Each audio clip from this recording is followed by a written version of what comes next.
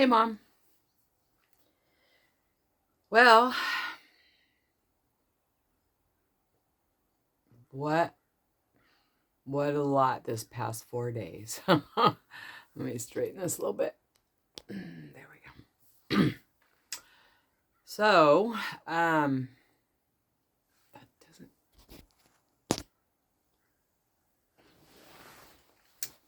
As you know, I was in the hospital this weekend. Well, for those of you that don't know, I took myself to the emergency room on Sunday because, excuse me,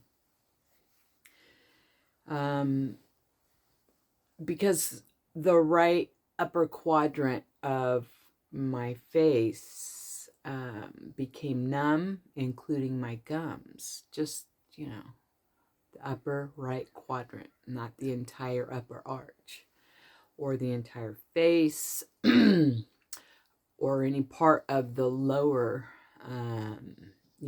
part of my face. It has, it's essentially, from here up.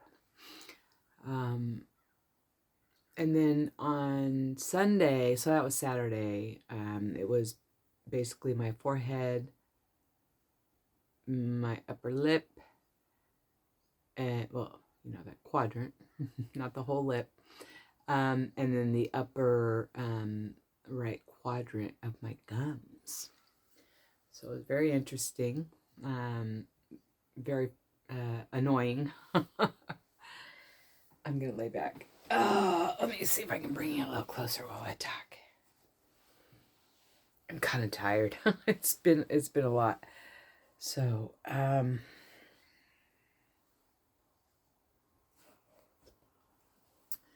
on. What's happening? Bring it back around. Oops. There we go. Okay, so while I was in the so Sunday morning I got up and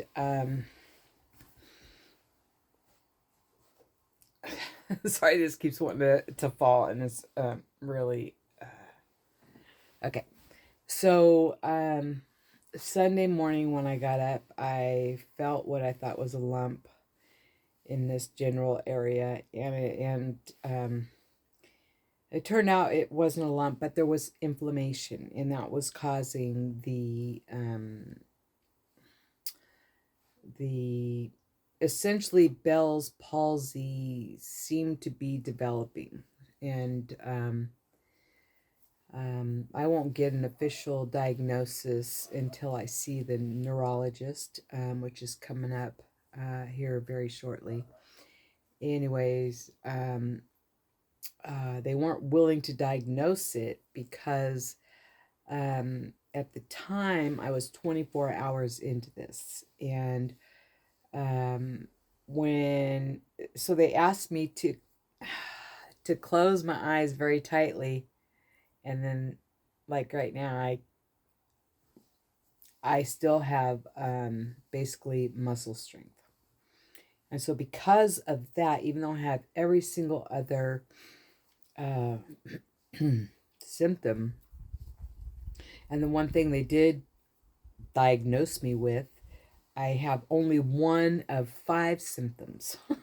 So, anyways, I'll know more when I see the neurologist. So, one thing they did find while I was in the hospital, they took every test imaginable, but they saw that my cardiac enzymes were up, and they were right at the border, and so they wanted to make sure they weren't rising while I was in there. So they went ahead and waited until I was in there for 6 hours. That was insanity, dude. Oh, I'm not bitching. They took good care of me, but that was a long day. And in the end, they took a second enzyme test, and it was at the exact same level it was when I came in. So I was not experiencing a cardiac event. But there was definitely, something going on. Um, so uh, I went home. When I went home later that evening, my eyebrows started going numb. That was kind of weird. It's all weird. It's all just such a weird sensory experience, right? And and then when I woke up the next morning yesterday, my eyelid was going numb, and now like my eyelid's numb. It's hard to explain because like if I were to feel like where the eyelashes come out, it feels numb. But when I feel my actual lid, it doesn't necessarily feel numb. So I don't know exactly if that nerve is just along the edge of the. I don't know how that. I would have to look that up and see how that innervates the eyelid. But there is like that one nerve that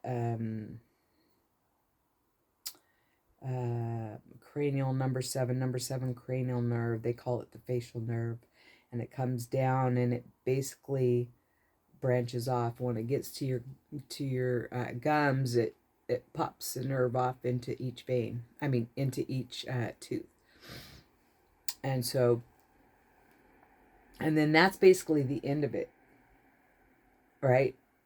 It's so it feeds the cheek, it feeds all the facial stuff on this side.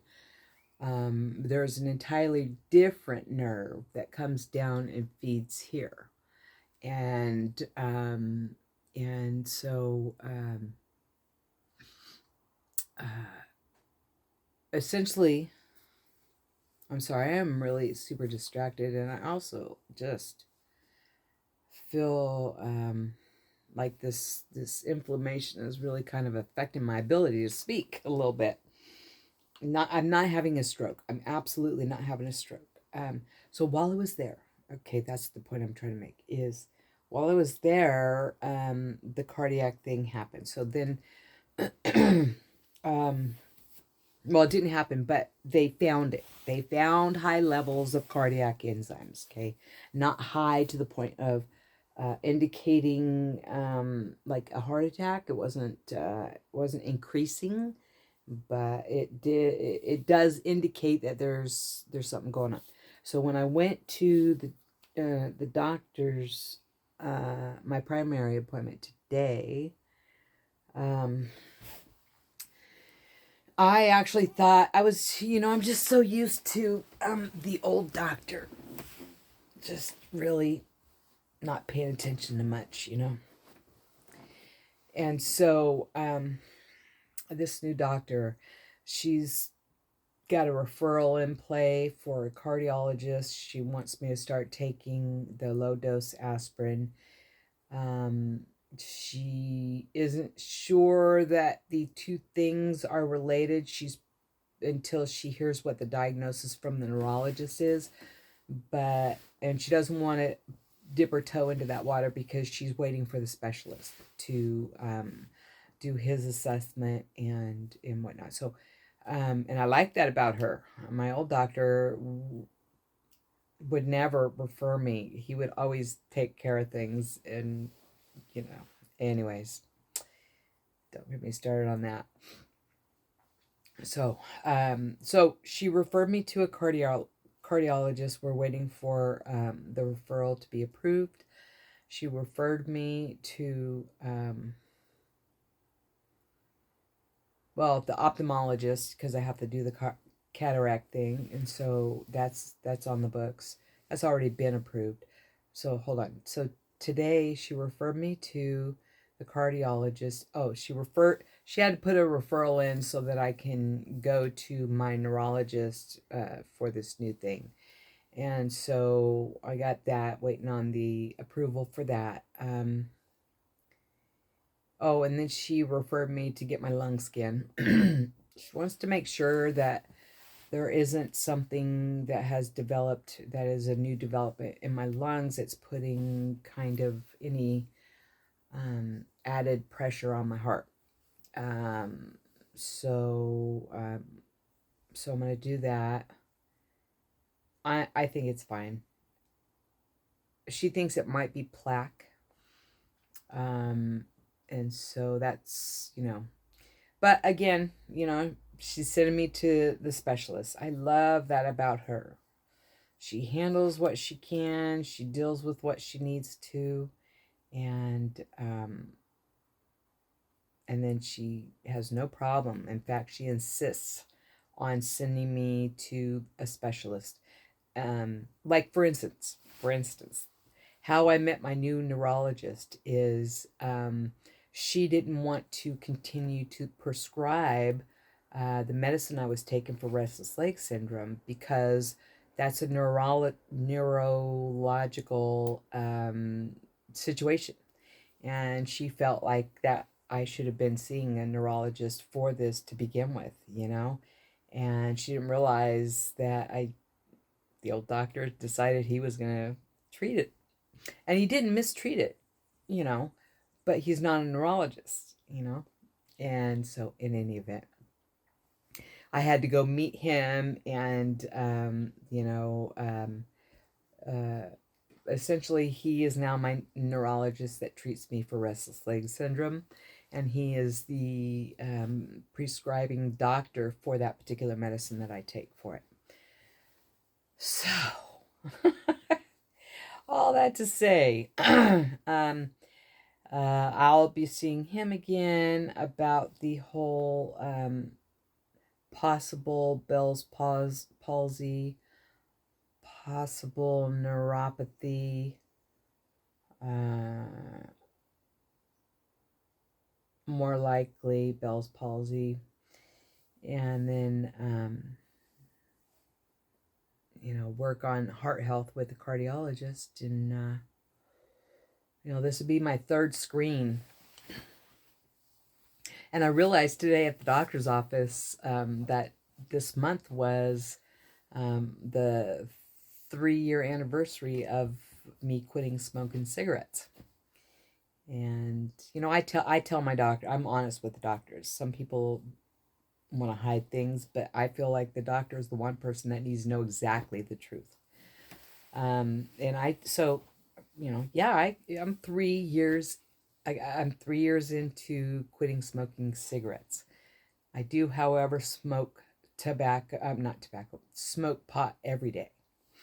A lot. And I'm not saying that to brag. I'm just saying that I let her know, I still smoke pot every day.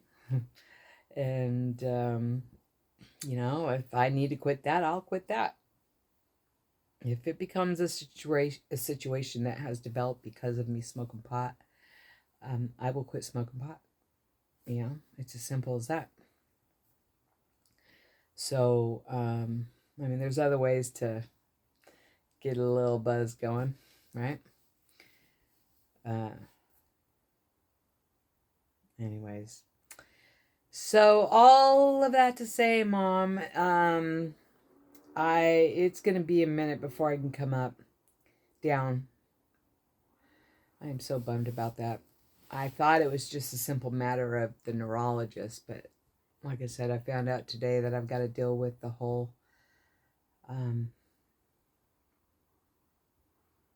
cardiologist thing too. So once I get all that stuff in the books and squared away, then I will come down. Who comes with me remains to be seen. Maybe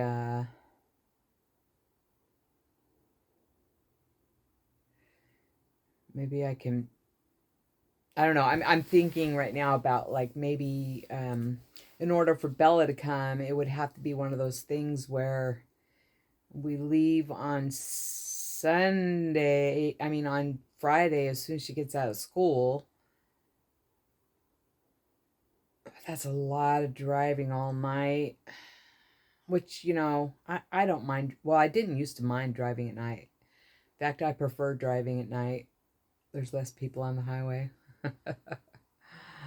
uh, but I don't know. I'm not planning on any dates. I don't know yet how to plan or what to plan, because until I meet with both the cardiologist and the neurologist, and I want to get the lung scan in so that we can ensure that it's not something happening in the lungs that's causing pressure on the heart. And so once all of that happens, I promise you we are coming. I just can't believe this hit me just just days before we were supposed to be leaving. Just a couple of days. That's crazy. Shit.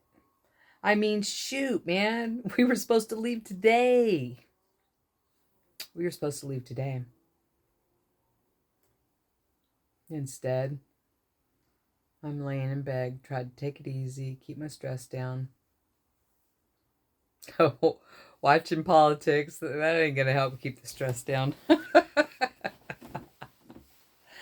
Oh, goodness gracious. Anyways. All right, Mom. Well, I think we'll be talking tomorrow. I almost called you when I got back from the doctor, but I know you probably got your phone off or whatnot. We talked yesterday, but we'll talk some more tomorrow. Whew. I think I'm going to take a nap. I don't normally take naps, but I am drained. This has been a lot. And I can't wait to feel my face again. I mean, it's not completely numb from here to there. There are specific spots that are numb, right? Oh, yeah. That cheek is numb right there. I feel it right there. And then it's numb. It's so weird. All right. I'm going to go now. If you talk to Nicole, tell her I love her. No, I've talked to her on text. So, anyways. All right. Love you. Hope you're having a really good day. And I hope you guys are all having a really great day. Get out there and, do something in your garden for me. Let me know about it. Spread the joy. I'm going to get out there tomorrow, hopefully. But until then, peace.